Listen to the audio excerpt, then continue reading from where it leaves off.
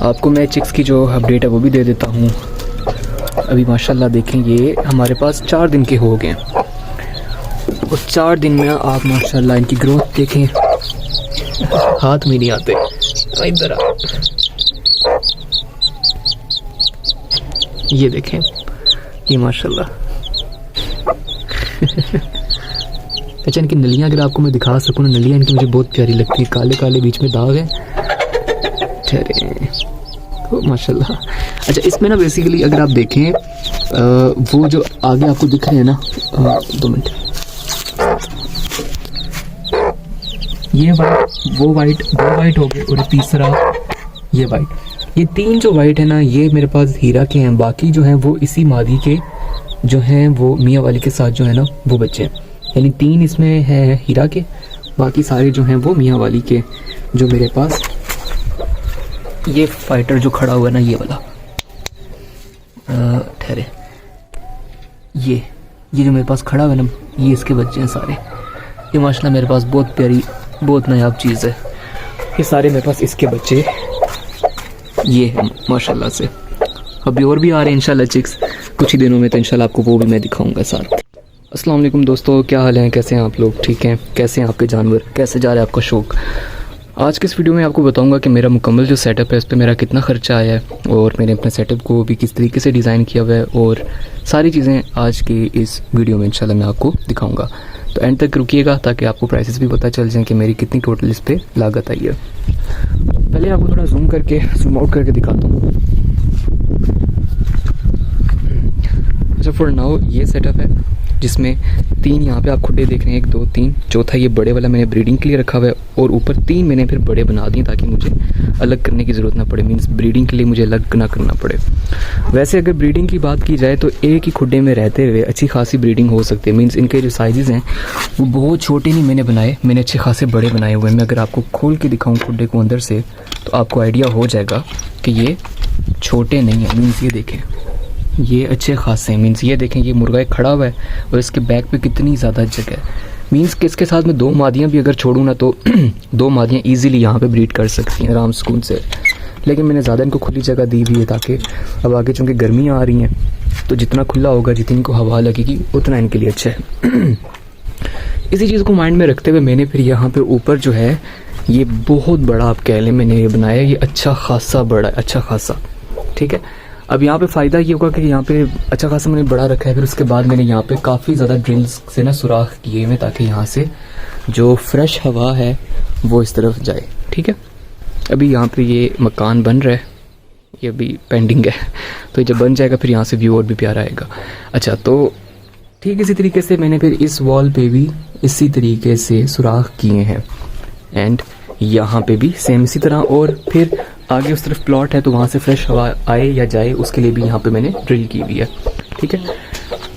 तो ये सारा मेरा सेटअप है, एंड मुझे भी यहाँ पे कोई चीज़ दिखी है, लें जी माशाल्लाह से हमारे पास अंडा भी आ गया है। ये जूम अप हुआ है, ये जनाब मेरी इस खपरेल मादी का है जिसके पाँव खपरेल से है ना। अच्छा अब यहाँ पे जो आप दरवाजे देख रहे हैं ना, दरवाजे भी मैंने खुद बनाए हैं, ईंटों के रद्दे हैं वो भी मैंने खुद खड़े किए हैं, लेंटर भी मैंने इधर भी लेंटर खुद डाला है और इधर भी लेंटर, ये इधर साइड पे लेंटर भी यहाँ पे सारा मैंने खुद ही डाला है। मीन सारा काम मैंने खुद ही किया, मैंने कोई मिस्त्री या मजदूर नहीं बुलाया, तो इसलिए मेरा जो खर्चा है वो काफ़ी हद तक कम आया है। अभी मेरे सेटअप में जो मसला है ना वो क्या मसला है, उसके लिए मुझे मिस्त्री को बुलाना ही पड़ेगा कि जो लेंटर मैंने डाला है ना, अगर आप गौर करें तो लेंटर मेरे पास चूँकि सरिये बहुत ज़्यादा नहीं थे, मेरे ख्याल से 1 सरिया था वो भी 1 खुड्डे के ऊपर था और 1 के ऊपर आधा था, और एक बहुत बड़ा सरिया था जो कि 2 के ऊपर था पर तीसरे के ऊपर नहीं था। मीन इस तरीके से पीसेस मैंने जोड़ के ना बस जुगाड़ लगाया था सरियों का, तो जिससे मैंने लेंटर तो डाल दिया है। अब मसला ये है कि पहले वाला ठीक है, मीन्स उसके ऊपर मैं चढ़ा भी हूँ और मीन्स कोई बैठ नहीं रहा और आवाज़ भी नहीं उस तरह कड़ की कर रहा, ना इसमें कोई लाइन्स बन रही हैं। लेकिन ये जो 2 हैं मैं इन पे भी चढ़ा हूँ, लेकिन ये थोड़े मुझे ना ठीक नहीं लग रहे। मुझे ऐसा लग रहा है कि इन फ्यूचर ये क्या पता गिर जाए या इनमें लाइंस बने। अभी अगर देखा जाए तो इसमें ये लाइन आ गई है, ठीक है, ये लाइन, तो ये ज़रा टेंशन की बात है। तो इसके लिए भी मैंने अभी यही किया है, मैंने दरवाजे नहीं लगाया, वरना मेरा भी था, क्योंकि मेरे पास माशाल्लाह इसकी ब्रीड भी आ रही है, थाई की भी, मियाँ वाली की भी और हीरा की भी ब्रीड आ रही है। तो अभी एक की तो ये ब्रीड मेरे पास आ गई है, अभी और भी मेरे पास ब्रीड्स आ रही हैं, 2 मादियाँ ऑलरेडी बैठी हुई हैं कुड़ुक में, तो अभी मेरे पास सेटअप मीन्स काफ़ी कम है।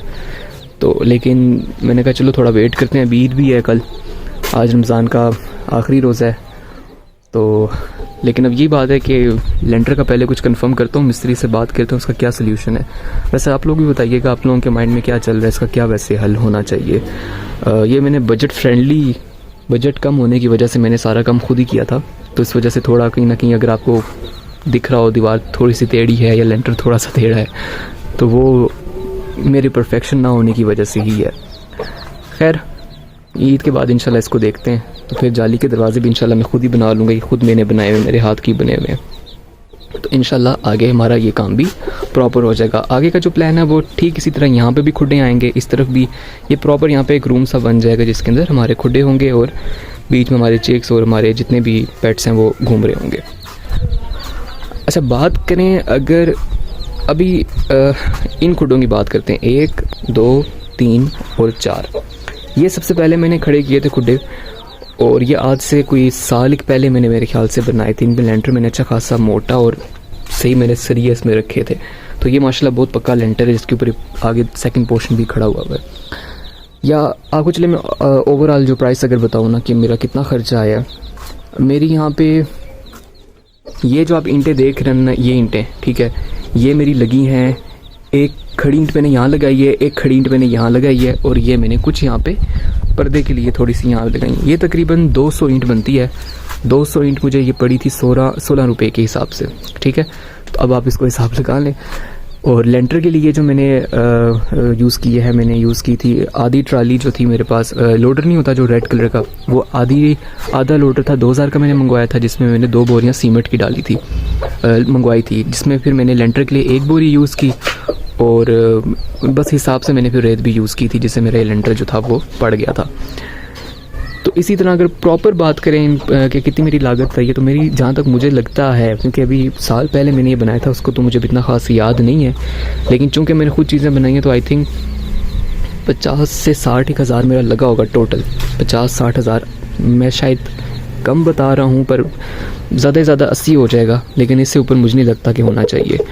तो ये सारी चीज़ें थी जो मेरा इस पर ख़र्चा आया। जाली के दरवाज़े की अगर बात करते हैं तो ये दरवाज़े, ये जो आप देख रहे हैं ना, ये बेसिकली आपको मैं दिखा दूँ, मेरे पास पड़ा भी होना चाहिए।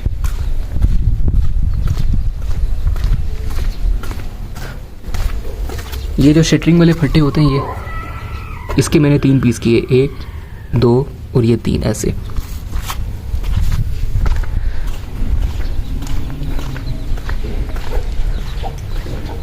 तो 3 पीस करने के बाद मैंने क्या किया, ये तकरीबन 8-8 फुट के होते हैं ना ये, तो मैंने 3 फट्टे लिए, 3 फट्टों के मैंने बीच में से 3-3 पीसेस जो थे वो कराए।